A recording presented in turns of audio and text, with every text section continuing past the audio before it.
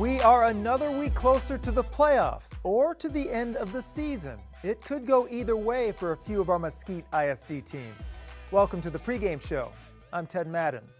The Poteet Pirates are on track to make the playoffs for the 7th year in a row.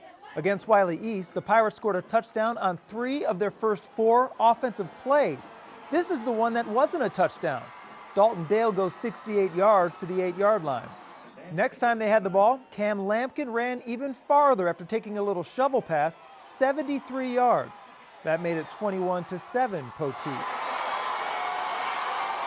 A few plays later, the defense got on the board when Jalen Hodo picked off a pass and took it to the house, 48 yards on that play. Poteet began taking starters out in the second quarter, and for the 6th time in 7 games, every player on the roster got to play. I think it's important. I think it's something that they deserve. There's a lot of games that you can't play everybody, but when you can, it's nice to get those opportunities, and I think you should do it when you can.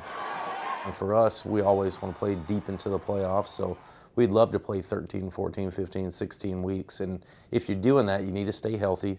You need kids fresh. West Mesquite was down 2 touchdowns to McKinney North, but that changed as quickly as it took Jamal Clemens to return the second half kickoff 89 yards.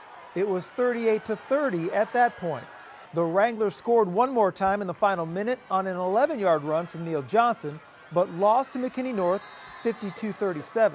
So the Wranglers are 2-4 entering their rivalry game with Poteet, which has won 6 games in a row. These two met in the final week of the 2017 season, and Pirates running back Seth McGowan had 37 carries for nearly 300 yards and 3 touchdowns. District 7-5A Division I looks like this. Poteet and John Tyler are tied for first at 3-0. 3-1 McKinney North plays at John Tyler in a big game. West Mesquite is in 5th place at 1-2. North Mesquite fell to 3-3 on the season after losing to Rockwall. The highlight of the game for the Stallions was an interception return by Kevion Curry in the second quarter. Juwan Clark made the most of his 5 carries with 86 yards, including this 61-yarder. But it was a long night for the Stallions, who lost to the Yellow Jackets 44-10. It doesn't get any easier this week when North travels to Longview to play the 6th-ranked team in Texas. After this one, the Stallions wrap up the regular season against Mesquite Horn and Rockwall Heath.